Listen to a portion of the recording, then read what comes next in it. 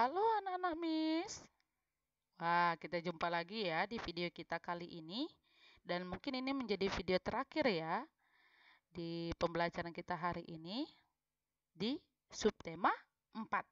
Ya, tetap temanya di Aku Suka Berkarya. Hari ini hari Jumat 5 Juni tahun 2020. Nah, pada hari ini materi kita agak sedikit materi kita lebih sedikit, namun tugasnya agak lebih banyak. Karena ini adalah terakhir. Kita akan menyelesaikan semua tugas di subtema 4.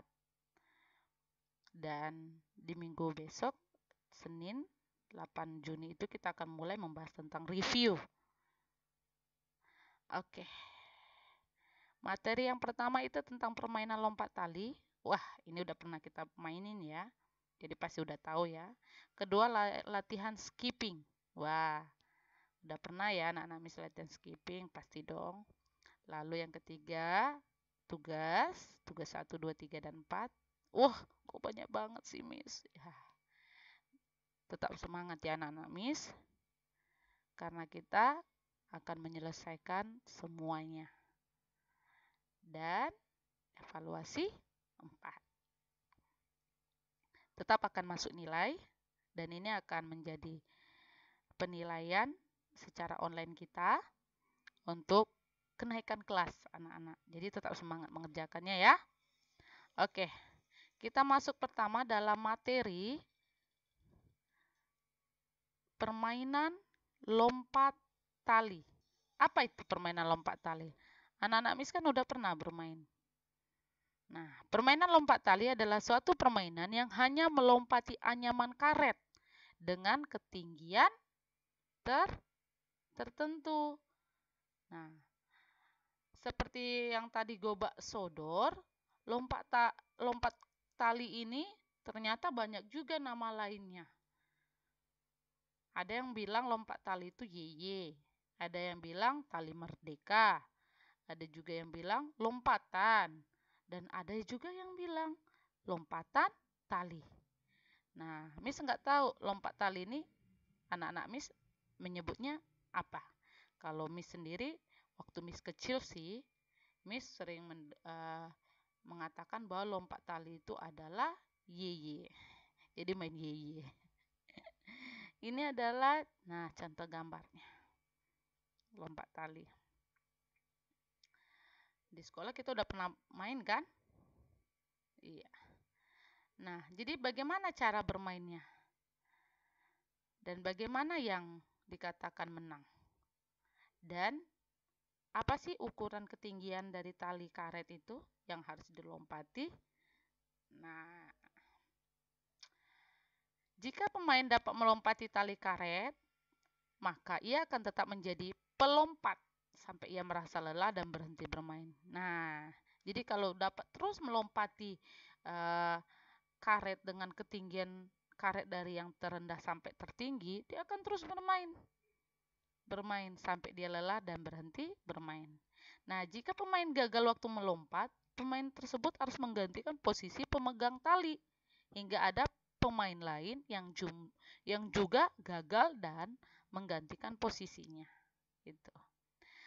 Lalu, ada berapa sih ketinggian tali karet yang harus dilompati? Nah, yang pertama itu tali berada pada batas lutut. Yang kedua, tali berada sebatas pinggang. Tapi ingat anak-anak Miss, untuk tali pada batas lutut dan pinggang itu, jika pemainnya melompatinya tidak boleh mengenai tali karet. Sebab jika mengenainya, maka ia akan menggantikan posisi pemegang tali. Atau bisa dikatakan pemain itu gagal. Seperti ini contohnya. Gaya melompat itu bebas. Yang penting dia melompati tali itu tidak boleh menyentuh karetnya, talinya. Nah, itu berlaku pada batas lutut dan batas pinggang. Lalu, apalagi ukuran ketinggian tali karet? Ketiga, Posisi tali karet itu berada di dada. Keempat, posisi talinya sebatas telinga. Ada juga yang sebatas kepala. Ada juga yang 1 jingkal dari kepala, 2 jingkal dari kepala, dan posisi tali seacungan atau dikatakan kalau Miss dulu sih waktu masih anak-anak junjung, yaitu sehasta, pemegang tali. Nah, pada posisi ini yang dianggap cukup tinggi dari dada sampai hasta. Pemain boleh mengenai tali sewaktu melompatnya. Jadi, waktu dari posisi dada sampai junjung itu atau sehasta, pemegang tali, itu lompatnya boleh mengenai tali.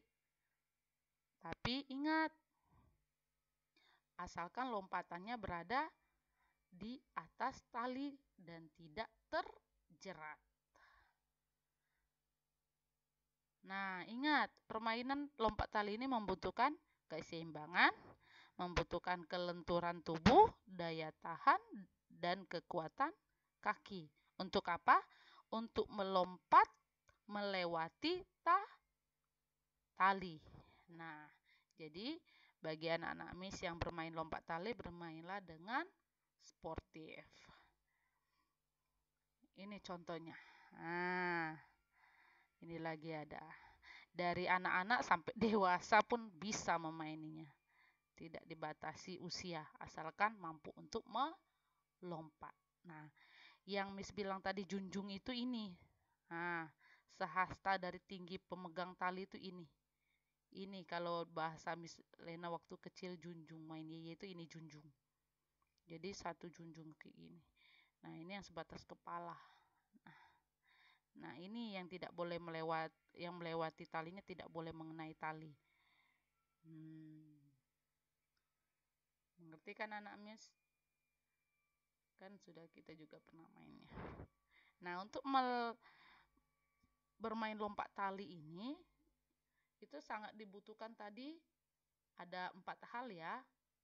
Nah, jadi yang terpenting itu adalah kekuatan kaki dan badan yang lentur. Bagaimana caranya? Ya, kita harus latihan skipping. Nah, latihan skipping bisa dibaca di halaman 157. Gunanya agar memperoleh kaki yang kuat dan badan yang lentur. Ini dia. Ada posisi, ada nomor 1, 2, 3, 4, dan 5. Nah, latihan di atas dilatih berulang-ulang kali katanya. Untuk meningkatkan daya tahan kaki dan kelenturan tubuh. Nah, kita masuk dalam sisi latihan kita kali ini. Latihan 1, latihan soal. Ada 8 soal yang Miss berikan. Ini ditulis di buku notebook ya, atau di buku catatan. Tulis soal dan jawaban. Jawabannya lihat di materi yang sudah kita tonton sebelumnya, sebelum ini. Yang tadi. Nah, yang ini, lompat tali ini. Materinya. Dari awal ini. Nah, ini. Nah, dari sini. Ditonton kembali. Nah, ada posisi talinya juga dan ingat ada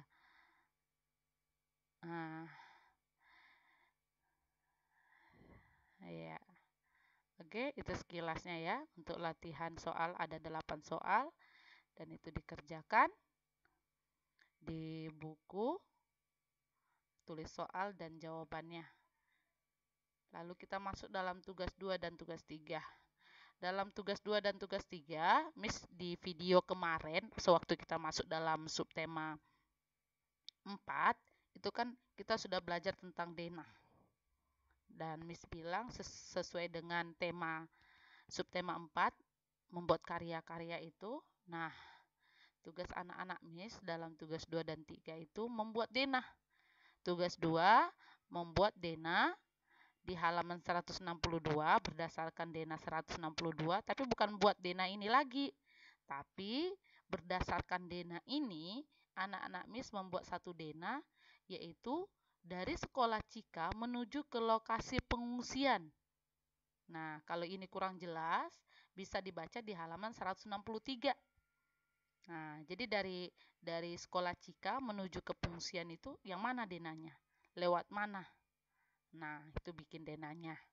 Lalu yang kedua, tugas yang ketiga, yaitu buat dena dari sekolah Pelita Utama menuju rumahmu. Nah, ini di kertas lembar. Nah, sama tadi di buku notebook yang dengan latihan soal 1. Nah, kalau yang tugas 2 ada di buku di halaman 163. Dari situ langsung gambar, tetapi dengan mengamati halaman 162. Nah, kalau yang Dena dari sekolah Pelita Utama menuju rumahmu itu di buku.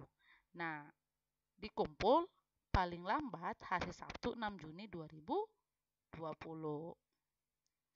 Nah, tugas 4 sekarang kita masuk. Tugas 4 ini agak ya lebih sedikit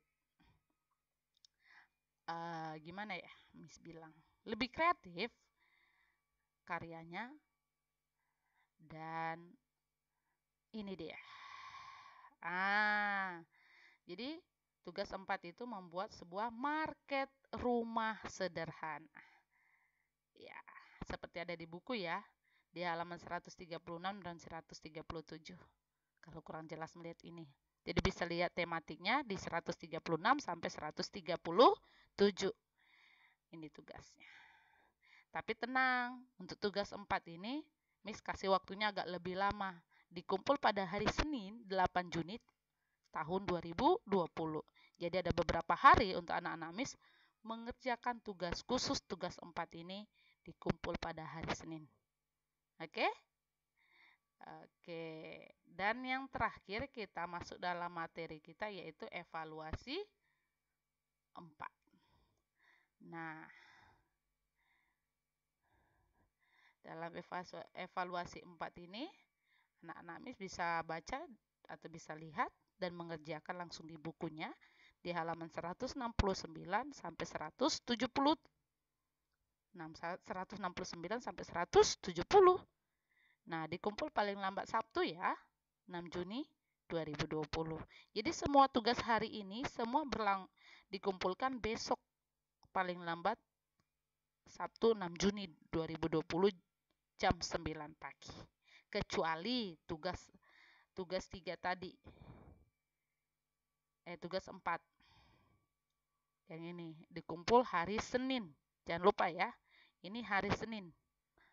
8 Juni 2020 khusus untuk yang membuat market rumah. Itu hari Senin. Evaluasi 4 sama dengan tugas-tugas yang sebelumnya. Dikumpulnya hari Sabtu paling lambat. Oke anak-anak Miss? Oke. Video hari ini adalah video terakhir kita membahas subtema 4. Dan jangan lupa kerjakan tugasnya ya dan dikirim ke homeroom masing-masing. Dan sampai jumpa di hari Senin tanggal 8 Mei. Karena apa? Karena kita akan mulai dalam membahas review penilaian akhir tahun. Oke? Sampai jumpa di review hari Senin ya. Bye-bye.